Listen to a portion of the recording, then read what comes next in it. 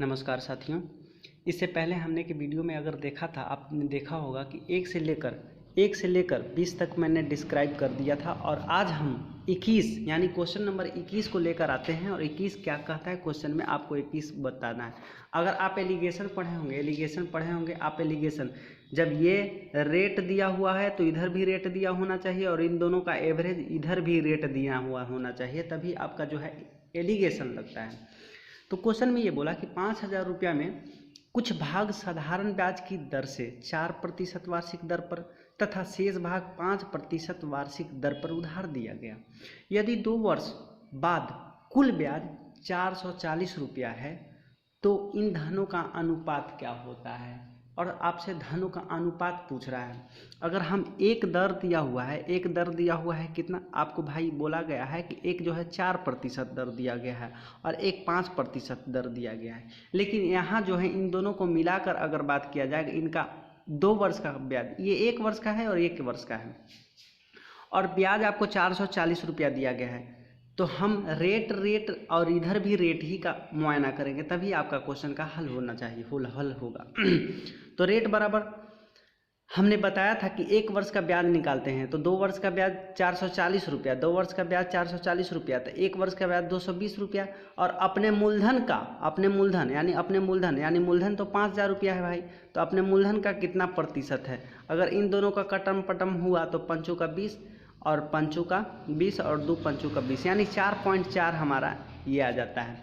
और एलिगेशन घटाने का तिरछा तिरछी से घटा दिया जाता है, और 5 में से 4.6 अगर घटाएंगे तो हमें लगता है कि 0.6 बचेगा, और इधर 4.4 से अगर 0.4 इधर से 0.4 बचेगा। इन दोनों का अनुपात यानी मूलधन है और इन दोनों का अनुपात अगर काटा पीटा करें तो 3:2 हो जाता है, 3:2। और मूलधन का अनुपात ही पूछा है, इस तरह से हमारा आपका ये आंसर हो जाता है।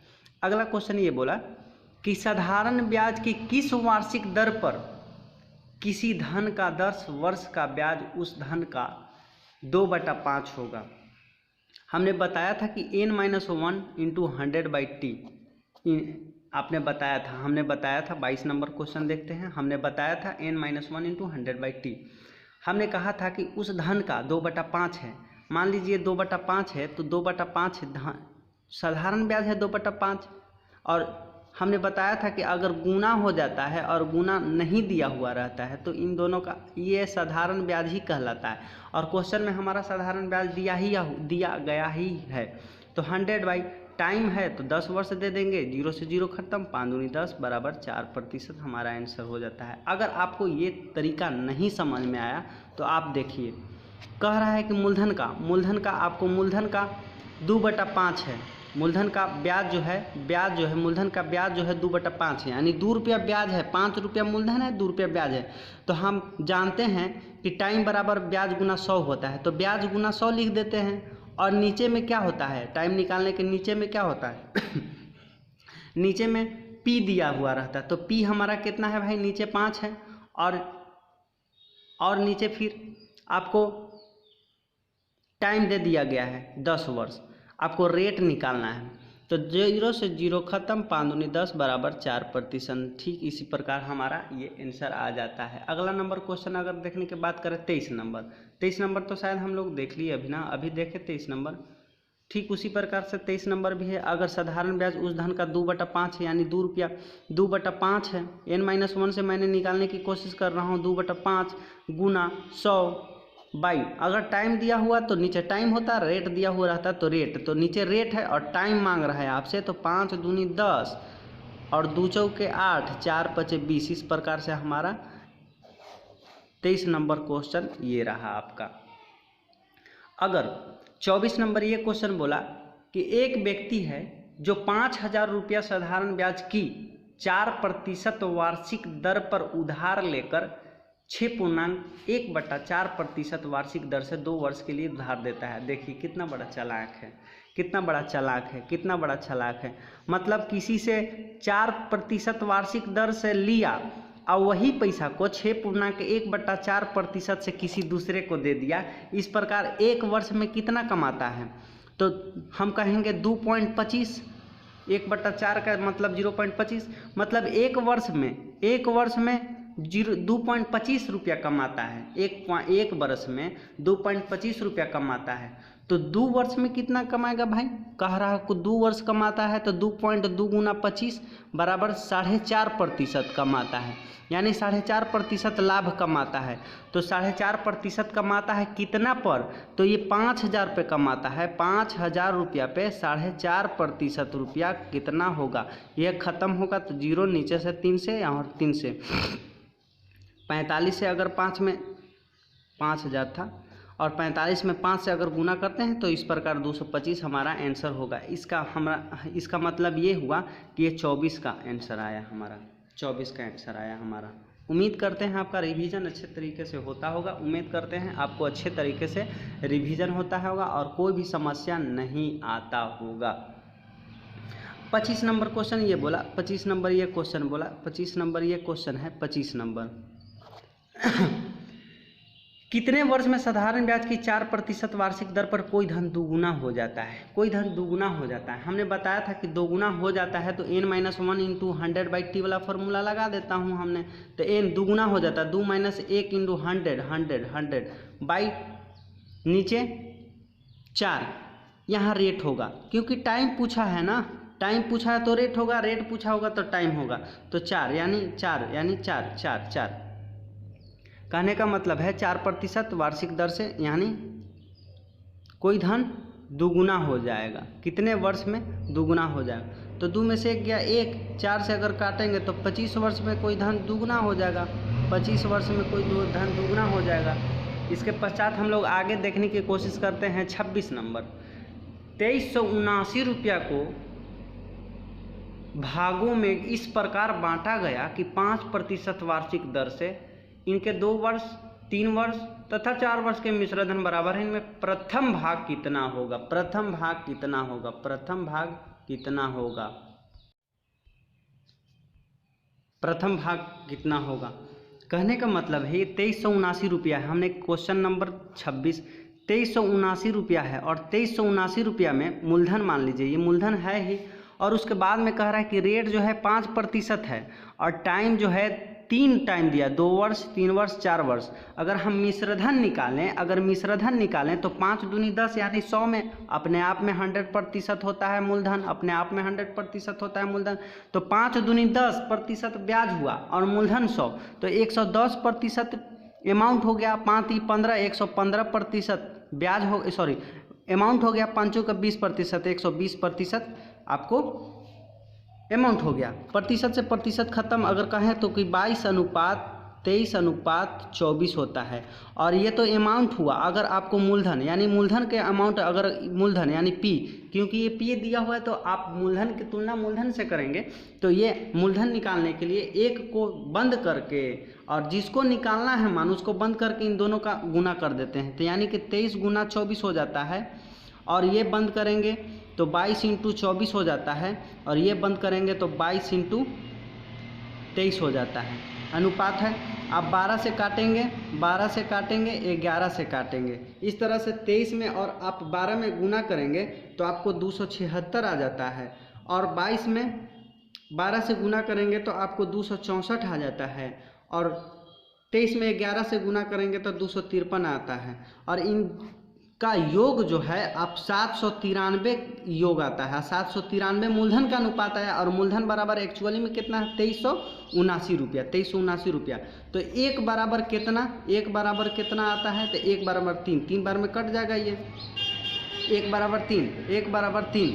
तो पूछा किसका मान पूछा है भाई कि इनमें से प्रथम भाग कितना होगा? प्रथम भाग कितना होगा? प्रथम भाग तो ये 276 है, ये प्रथम है, ये द्वितीय है और ये तृतीय है। तो प्रथम भाग 3 से गुना करेंगे यानी 276 में 3 से गुना कर देंगे तो इस प्रकार हमको 6 × 18 का 8, 7 × 21 6 × 18 7 × 21 22 और 3 × 6 6 7 1 828 हमारा इस तरह से 26 का आंसर आ जाता है। आप इसे ध्यानपूर्वक से ग्रहण कीजिए। आप समझ में आया आपको? हमने कहा कि 2379 रुपया मूलधन है, रेट 5% है लेकिन टाइम 3 को दिया है। तो 5 दूनी 10% से ब्याज आया, इसका 5 दूनी 10% 1 वर्ष का ब्याज आया, 2 वर्ष का ब्याज आया। और इसका 5/3 15% ब्याज आया और इसका पंचू का 20% ब्याज आया, लेकिन ब्याज आया, हमें तो अमाउंट कह रहा है क्वेश्चन में। अमाउंट कहने का मतलब ये होता है कि मिश्र धन बराबर है, मिश्र धन बराबर है, इन दोनों का सब मिश्र धन बराबर है। तो मूलधन में, मूलधन अपने आप में 100% होता है, तो मूलधन में अगर ब्याज जोड़ देते हैं, मूलधन में ब्याज जोड़ देते हैं तो ये हमारा आराम से मिश्र धन आ जाता है, मिश्र धन आ जाता है। और मिश्र धन ही को समान कर दिए और अपने फिर से मूलधन निकालें और मूलधन के तुलना जो मूलधन से कर दिए और प्रथम भाग का, तो प्रथम भाग ने हमने निकालने की कोशिश की है। अब आ जाइए आप,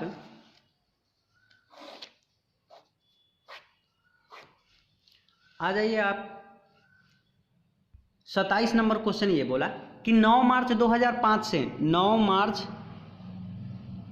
2005 से 21 मई 2005 तक टाइम दिया हुआ है। तब देखिए टाइम कितना दिया हुआ, टाइम हम दिया हुआ, तो मार्च का महीना होता है जनवरी फरवरी मार्च, 31 दिन का होता है, तो इसमें 22 दिन बचा। और अप्रैल का होता है 30 दिन, तो इसमें 30 दिन बचा। और 21 मई दिया हुआ 21 दिन, जोड़ेंगे तो 3 3 2 5 2 7 73 दिन, यानी टाइम 73 दिन होता है।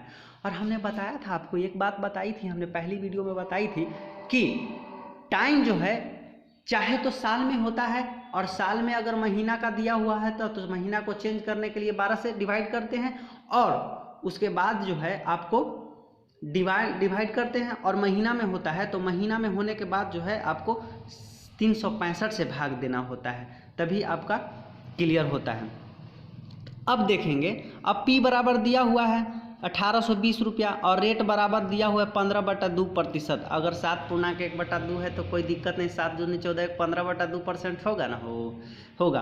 तो आपसे ऐसा ही पूछ रहा है, साधारण ब्याज पूछ रहा है, तो 1820 P गुना R कितना है भाई, R 15/2 है, 15/2 है, और टाइम 73 है, और 73 रुपये हमने 365 हमने बताया था, 73 गुना करना पड़ता है। और उसके बाद जो है नीचे 100 होता है, गुना 100, P Guna R Guna T, P Guna R Guna T by 100 होता है ना, हो साधारण ब्याज बराबर। इसी प्रकार से हम अगर पाटेंगे तो 73 पचे 365, 5 तिहाई 15, और 0 से 0 खत्म, और 2 से 9 91 मरतबे में, और 91 में आप 3 से गुना करते हैं तो 91 में 3 से कुड़ता 9 3 27 और बटा 10, ये 10 बचा। तो आपको दशमलव में हटाने के लिए ये 0 1 27 पॉइंट आंसर, यानी कि इस प्रकार कह सकते हैं 27.3, यानी 27.30 हमारा आंसर हो जाता है। आप क्वेश्चन का ऑप्शन में देख लीजिए, 27.30 होना ही चाहिए, ऑप्शन नंबर बी में क्वेश्चन का आंसर है। 28 नंबर, कितने समय में किसी धन पर 10% वार्षिक दर से साधारण ब्याज मूलधन का 0.125 गुना हो जाएगा। देखिए ये हमने बता दिया आपको कि n-1 × 100/t से बन जाता है, 100/t चाहे r।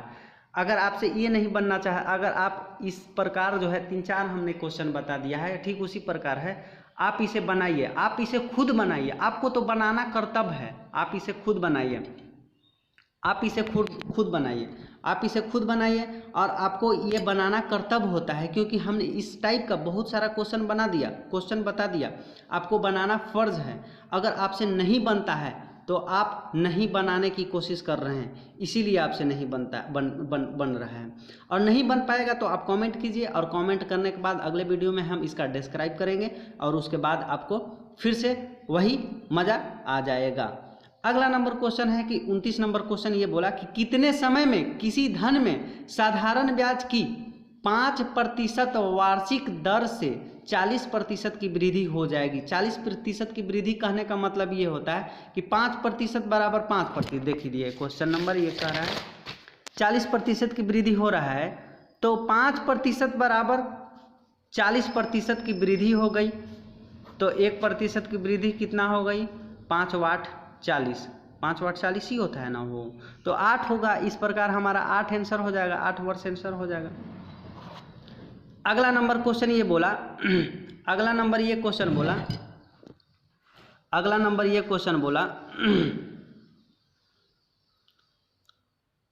30 नंबर क्वेश्चन ये बोला, 30 नंबर क्वेश्चन बोला कि किसी धन पर साधारण ब्याज किसी धन पर साधारण ब्याज मूलधन का 9/16 है। यदि ब्याज की दर तथा समय में वर्षों के संख्यात्मक मान बराबर है तो समय कितना वर्ष होगा। देखिए एक बात कहते हैं समय और दर जब दोनों बराबर हो, समय और दर जब दोनों बराबर हो, समय और दर जब दोनों बराबर हो, समय और दर जब दोनों बराबर हो, तो अगर रेट बराबर या समय बराबर पूछे या दर बराबर पूछे तो रूट अंडर 9/16 जितना दिया हुआ रहता है यानी मूलधन, रूट अंडर मूलधन गुना 10।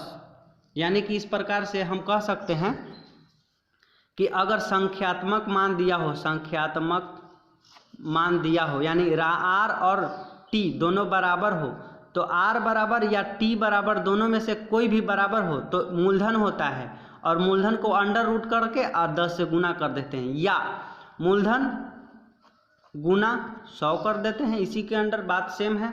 तो मूलधन कितना भाई दिया हुआ है 9/16 दिया हुआ है, और रूट अंडर 100 को 10 निकाल देंगे, और रूट अंडर 3/4 गुना 10, तो 10 30/4, तो 10 30/4, 4 7 28, 1/2 आंसर हो जाता है हमारा। इस प्रकार आंसर हो जाता है हमारा। अगला नंबर 31 नंबर, दो बराबर धनों का साधारण ब्याज। देखिए 30 तक हो गया, 10 ही क्वेश्चन हम लोग पढ़ने की कोशिश करते हैं। आप 10 क्वेश्चन पढ़िए, 10 क्वेश्चन पढ़िए।